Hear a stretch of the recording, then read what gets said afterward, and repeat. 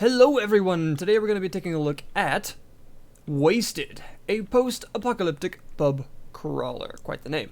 This is a game that is quite the thing. Equal parts Fallout parody, or maybe Fallout homage, you could say, and Rogue-lite FPS. Developed by a man that goes by the name of Mr. Podunkian, which is pretty fantastic, and published by Adult Swim Games. And Adult Swim they've been known to publish all kinds of things, wonderful things with interesting senses of humor and strange stylings, and this has not broken that streak, I assure you. And as you're probably noticing, it is a first-person post-apocalyptic game that may or may not involve pub crawling. Cold beer served here. So, what is it? Well, I should probably start by telling you where I am right now. I'm in my house. This is my house. And it is a permadeath featuring roguelite. So this is what you're going to be starting with every time you die. A character with a crappy, rusty pistol, and some fists, and some rags. And you'll look different every time, which is actually pretty cool. But this is your house, and you do keep this throughout runs, and everything you stash in here is stuff you get to keep. You get a character to come back and put some stuff away. Yes, there is a revolver called Ocelot, and yes, it does fire bouncing bullets. Very important. Really, every game should feature one of these. You put whatever you can in here, and you get to keep it through multiple characters, which is, like I said, very important. You also can, toilet paper, by the way, yes, toilet paper is your currency, and you can also stash any currency that you get back. Here I have 30 with me for a particular reason. And, you know, you can also do some crafting here. You've got this workbench that you can make some stuff. You will start with a couple of basic crafting recipes, and you can find computers. While exploring, they'll allow you to get more, like this grenade launcher that is basically made from a shotgun. And you can also cook food. And it works the same way. You can store bits and get recipes and, you know, cook food. But you can also get things like this. This will not be here for you at first. You can more or less upgrade your house every time you complete a dungeon, but we'll get into that later. So, let's actually show you what the game is like. Walk out into the world, and it is not actually an open world game a la Fallout, although it might look like it at first. You go through various areas using your car here. So let me go to the Oni Express, which is your hub area, basically, where you have, you know, some shops and stuff like that. Some quest givers, things of that nature. And you're probably already noticing the character design and graphic style of this game is quite the thing. The dialogue is also interesting, to say the least. But, well, let me just do this. I have 30 TP with me, good old toilet paper, so that I can get a bit of a better chance with this character. Basically, you can go to the Gin and Goat, which is just a wonderfully named bar, and mix yourself up a cocktail to take. And that'll last for basically one cooler run. Coolers are the dungeons. They're basically like vaults, underground areas. And what's the mixture of the day? Let's see. Increase his shoot by 3. Yes, I'll take that. So I'm going to give him 30 sheets of TP. Hopefully it's apply. And let's see. Let's get some tequila. Mix with the mixer of the day. And we'll prepare it, let's see, blended, because I've never done that. I don't know what that gives you. Basically, all those different choices give you different results and will give you a different temporary effect that you can take with you on a cooler run. Sneak up, okay. That's actually somewhat useful. And you can review what you actually have on your character here. Got +2 sneak, got -5% all received damage, and +3 shoot because of the mixer of the day. And you have shots here, which is your obvious special kind of parody from Fallout. And these are your stats: shooting, hitting, obliterating, tinkering, and sneaking. And there are your scores. And these will all be increased in various ways as you get loot. But the game, once you actually get into it, I'm kind of explaining all this while not playing it, because once you get into it, you've got to be pretty quick, and I'll explain that once we actually go. So, to the cooler. CA1 is the one you start in, and CA2 is the one I'm currently in.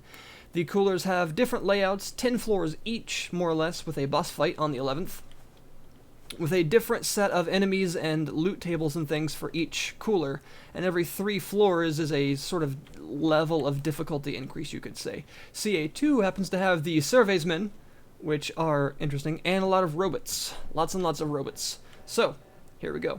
Obviously, on a new character especially, your first order of business when you get in here is to get some actually good loot. Some good armor and a weapon that isn't crap. And here we go. They are, of course, randomly generated every time. Well, hello. Boom. Boom. And you gotta be pretty careful, because, of course, you start with very little in terms of ammunition. I'm not going to take this right now. You have very limited inventory space. 10 is what you start with. You can get the very 80s fanny packs of various kinds to actually increase that. Get some junk food. But at first, you don't have much. There's some cooler armor. That's actually nice because it's an outfit, which means it takes the leg and torso armor spots, which means you can save a spot in your inventory, basically. And as you can see, it actually raises your stats quite a bit. So I'm going to equip that and get rid of those. So, very much like a Fallout experience, it involves lots of looting, but you've got to be pretty quick. Ooh, pistol ammo, yes. And once you actually get a stack of something, it will continue to stack that up when you loot something. So that junk food, for instance, can stack up to 5. If I loot anything else, it will automatically stack that junk food into my inventory until I get 5 of it. Same with the pistol ammo, and so on and so forth. Alright. Oh, that was a mine. Phew. But we continue to... That was a bear trap. We continue to wiggle our way through here. There we go. And try and make it from floor to floor. Sneaking is actually a pretty valid tactic, because you get a heavy sneaking crit damage bonus on enemies. But, as I mentioned, you gotta be pretty quick in this game, so sneaking is generally done as a... you do it kind of temporarily, more or less. Alright, so I'm gonna equip this, get rid of this. Boop. Can I, how do I actually, I don't remember. Anyway, yeah. And there's my inventory right now. There's a beret, which I'll take. And I don't really want to take... This is basically like a Glock 17, but that also means that it fires quite rapidly, which tends to waste ammo, and I don't have a lot of pistol ammo to waste right now, so yeah. There we go, looking good. Now, I mentioned you gotta be fast, so let's just bring up this point early on in the video. Well, I guess this isn't that early, but you get the idea. Oh, God! The SOB Purifier. Alright, this is a huge point of contention for people in this game. Basically, when you spend enough time on a given floor, what is called the SOB Purifier will come after you. And he is... Well, the SOB are basically a Brotherhood of Steel parody, as you can even tell by the name. It's, you know, BOS backwards. It happens to make a funny word. But it actually stands for Syndicate of Buzzkills, but they act very similar to the Brotherhood of Steel. Actually, they wear power armor and are quite difficult. Luckily, I made it to the second floor, but if you spend too long on any given floor, the Purifier will come after you, and he will kill the crap out of you if he catches you. It is possible to kill him, but he is very difficult, and he will spend a lot of ammunition and resources on doing so. He has like 600 HP, and power armor and a minigun. So killing him is possible, but very costly on your resources, and he can kill you incredibly easily. So the game kind of forces you along. It tells you that you can't spend a long time on any given floor before moving on to the next one because of this purifier. Now, I'm the kind of person that normally likes to take their time in games, especially games like this that involve RPG mechanics and lots of looting and things. Oh. Yeah, traps everywhere. Nice. But oh no! I'm also of the opinion that, well, I very much understand that some games kind of request that you play in a different way. And that's actually, murder mariachi, it's actually okay. I don't really mind that. Although I normally like to take my time, very much so, I'm also aware that not every game allows me to play exactly the same. So I'm okay with the existence, oh my god, a sombrero. Is it better than the beret? Sort of, not exactly, but I'm wearing it because it's a sombrero. So, yeah. And that's, like I said, been a pretty big point of contention between people on the forums and just in general on this game. Some people don't mind the Purifier's existence, some people absolutely despise it, some people say that it basically ruins the game, and some people are kind of grinning and bearing it, and so on and so forth. Personally, like I said, although, I very much normally like to take my time with games like this, I am okay with having to play it a different way. It's more the... Ow. It's more the case that the game is... It's very possible to work your way through the floors without actually having the guy appear. Or at least without having him catch you. It's not impossible. Thing is, though, it is also annoying when you have a very good run that happens to be ended by the Purifier. Now, where I just went there was actually a locked door, and the path to the exit is never barred by a locked door. So if you are very worried, for instance, about not making it through the floors in time, you can just never go through a locked door, and you'll have a much higher chance of making it there in time, for instance. That's just one of the ways you can try and make your way through. As you can see, I'm fairly quickly just looting, making my way through the floors. It comes down to familiarity with the game, which is actually, personally, I think a bit of clever design, because of course being a roguelite means that you're going to be repeating the dungeons a lot, because, damn it, you're going to be dying, naturally. And while you're dying, that means you're going to have to come back and do it again. And the game has a different form of repetition that I'll go into in a minute. And that means that you're going to be getting used to what kind of loot, which kinds of enemies drop, what kind of rooms have what kind of containers. Like, I know this particular tile has a bunch of these lockers in it. That was a mine. I need to pay more attention to the floor. And so on and so forth. You become very familiar with the layout, and there he is, he's coming to get me now. You become very familiar with the layout of these rooms, and although of course the areas themselves are randomly generated and a bit different every time, they are made up of these tiles placed in a different order every time, so you can become familiar with the layout. And of course I would like to explore in that direction, but I did go through that locked door and a couple other things, so I've spent enough time on this floor. And now I'm being hunted, so, you know, I know where the exit is and I might as well go. If I wanted to risk it, I could, but I don't. So I'm gonna leave, and on to floor 3.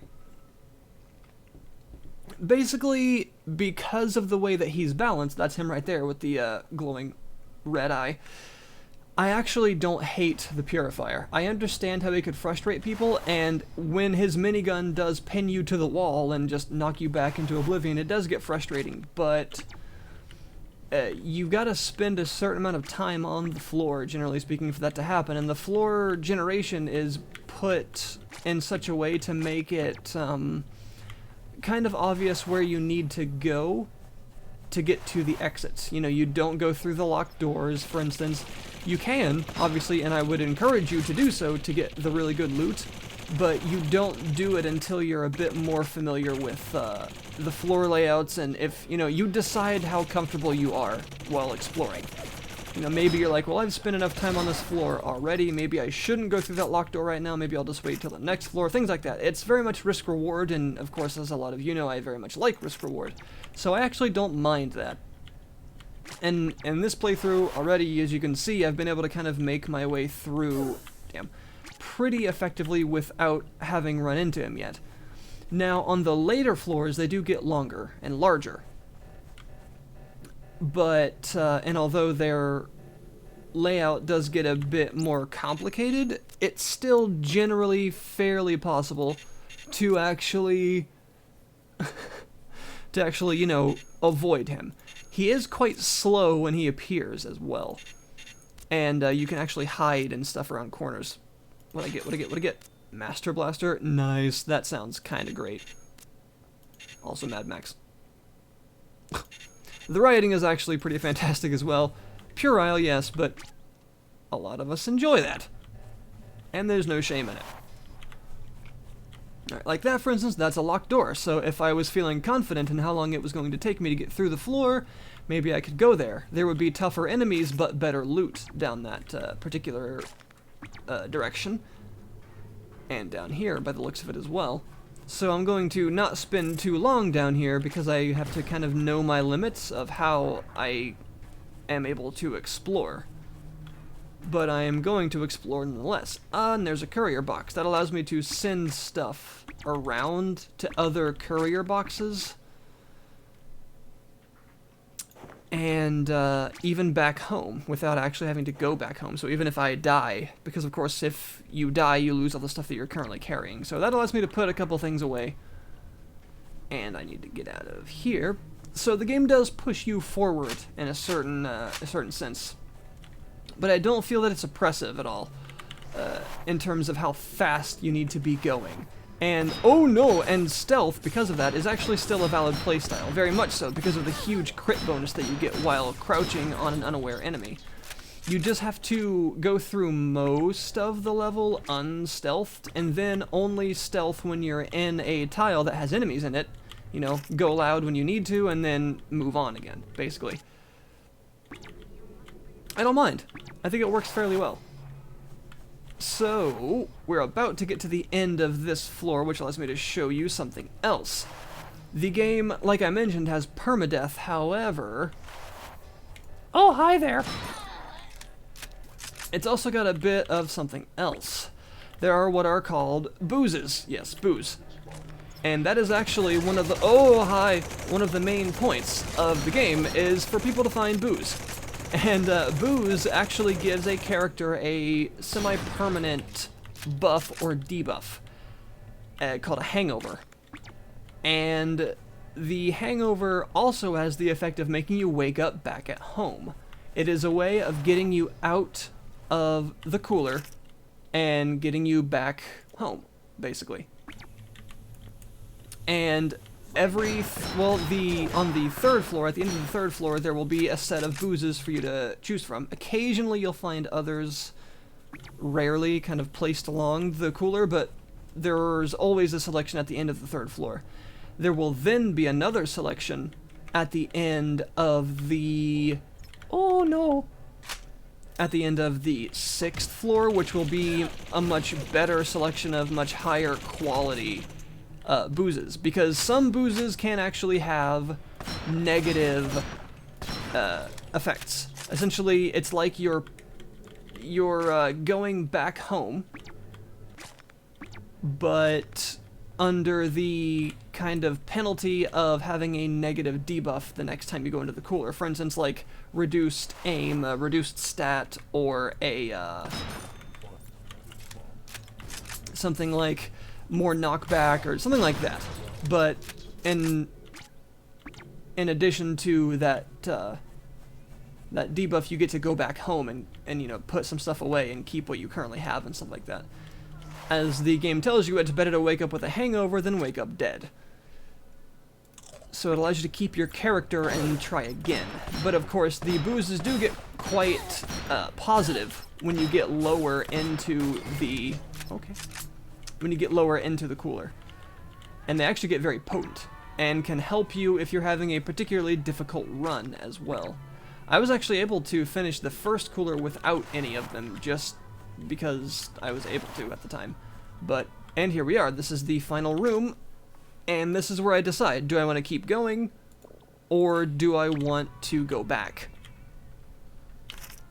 And here are some boozes. So let's see, spiked soda, throw objects farther when in the air, so spike, har har. Reaper's Run rum, killing an enemy will give you a boost of speed, obvious Fallout perk reference there. Knockout IPA, Melee attacks knock your opponent back a bit more, and Plant People Porter gives you a bit of health regeneration. And you can also get the same drink multiple times on a character to level up its effect sometimes. As you can see, this one you can get up to 5 times to increase its effect. So I can get one of these, wake up back at home safe, with all my gear still on me, and go back in with the effect of the booze. Or I can continue and go to floor 4. Which do I want to do? Well, based on what I've got in my inventory, not a whole lot. And I don't have a great deal of health. So I think maybe getting some health regen would be nice. There we go. You drink one of those, and you end up back at home. I can now maybe, you know, put some of the TP that I earned back in the bank and save it for other characters and things like that, because you can buy stuff, there's a shop, and you can do some other stuff as well. So I'm going to deposit all the TP that I got. Boom. And if I wanted to, I could grab stuff. By the way, the basically like epic items, these purples here, these are special items you can get usually from quest rewards and boss kills and things like that. These are considered special items in a way that you don't have to worry about taking them down there. If you die with one of these on you, you don't lose it. It goes back to the lost and found, and you can then go and buy it back. So you just have to pay the price. Essentially, this is worth 500 TP, for instance. So take 500 sheets of toilet paper down to the Oni, and I can buy this back if a character dies with it on them. So that's one thing. But yeah, so that's essentially the gist of how this game works. It is actually pretty neat, and I'm finding it really interesting because there's a significant amount to it. There's a lot of mechanics that align in a kind of specific way. Has this actually made the metastem yet? I don't think it has. And a lot of the mechanics exist together in a way that you wouldn't necessarily expect. It's far from perfect. It's a little janky sometimes. I wouldn't say that it's buggy, but I would say that sometimes the mechanics are a bit odd. I wouldn't expect, like, for instance, the way the knockback works is kind of strange. Sandy Crap Show. San Diego, possibly? You get knocked back pretty heavily. There's a lot of knockback in this game. A lot of weapons have very heavy knockback, and you can't really fire or swing when you're getting knocked back. It's very strange, but that's a deliberate design choice, and the game is kind of littered with that. It's choices in design that are purposeful, like the fact that enemies can attack each other, but it's just how the game works, and it's actually pretty interesting. It works in a lot of ways that you wouldn't necessarily expect, and although not all of the design choices necessarily mesh exactly perfectly to make like an extremely highly polished experience, they make a rather unique experience that is certainly very different. And actually I would say it's kind of like Fallout in that way, because that's a very good description of Fallout in general.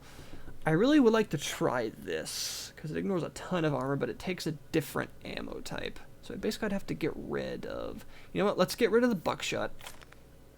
So I can grab this and start collecting the science-y ammo, as the game calls it, which is power packs, which look like giant batteries. Also, a rubber ducky is apparently a weapon. Good. The game has an absolutely fantastic sense of humor, if you like the kind of humor this game has, which I do. It is very silly in all the right ways, basically, and it doesn't take itself seriously at all. There's a giant Richard Nixon joke, basically, in the game, and he has, like, a strange... You know what? I'm not even gonna attempt to explain it. You just have to experience it on your own. It's a unique product, I think, really, that can only come from the mind of a certain kind of person. And, I guess Mr. Podunkian happens to be that kind of person. And I'm actually pretty happy to have the chance to play this, because it's certainly a thing. And, I think it works pretty well. Like I said, it's not perfect, but what's here is unique enough to make me enthralled in playing it.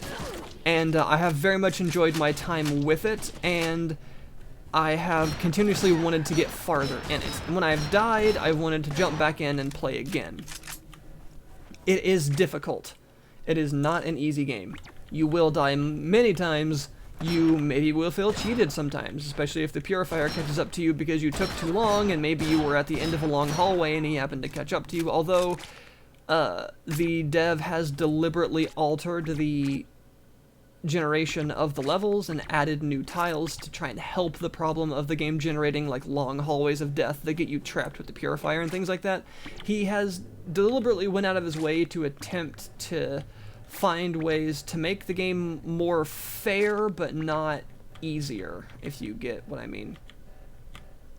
Which I like. I enjoy the idea.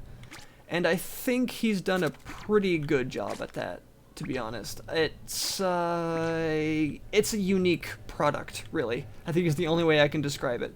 It is very unique, and we need to get out of here. If you're looking for the price, it is $13. That is its full price. That's not a sale price or like a launch discount or anything. That is just its price. And it seems to have a pretty good amount of content for that price. $13 is not a lot of money.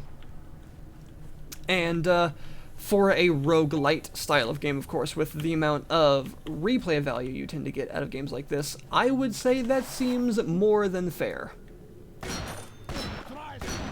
Yeah, use this 10mm here, which is obviously what it is. Very clearly a 10mm.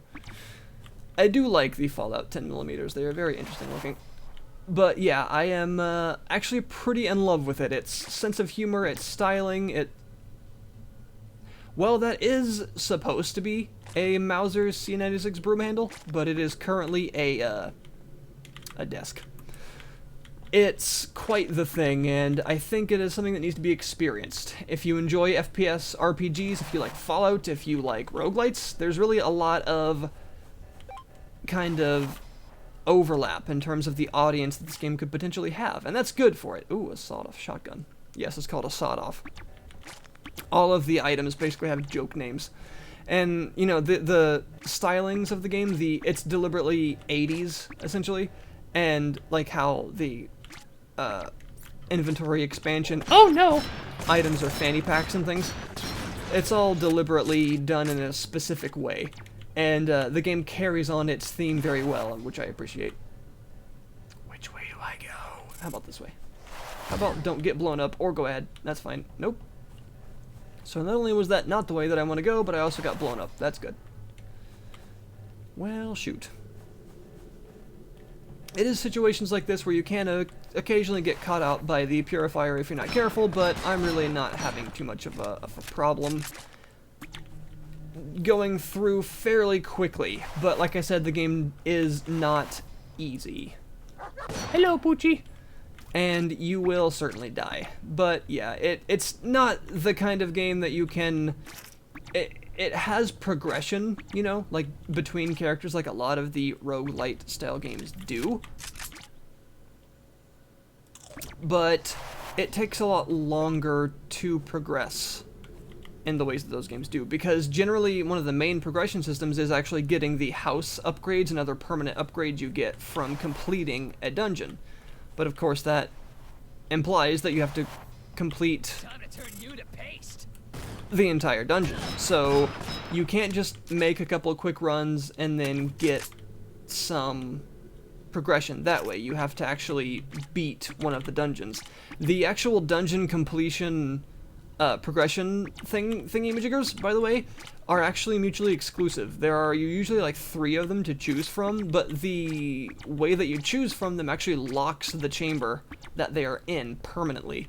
So, interestingly enough, they're gone for good, basically. You get one, and the other 2 are locked down there forever. You can repeat the cooler if you want. You can go back in the cooler, but you can't go back into that particular room. Have there been any power packs? I haven't seen any. I may have just missed some because I'm used to not picking them up.